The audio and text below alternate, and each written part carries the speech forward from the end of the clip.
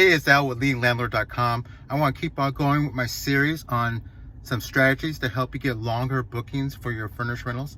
This is tip number 3, and what I got for you is tip number 2. How do you get longer bookings is that you list your place on a numerous websites that specialize in 30-day bookings. You want to place your listing in places where people are looking. So the first one they're looking is a modified Airbnb. You want to adjust your settings so that you can pick up a minimum of 30 days and longer. And when people are looking for longer term stays, they'll be able to pick you up that way. And same with the VRBO. You want to modify your listing to show a minimum stay of 30 days. Now, a website that specializes in 30 days, a lot of traveling professionals look at is Furnish Finders, FurnishedFinders.com.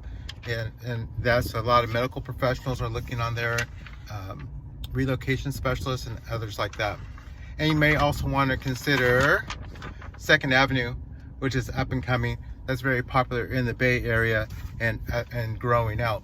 They only they specialize in advertising only for stays that are longer than 30 days.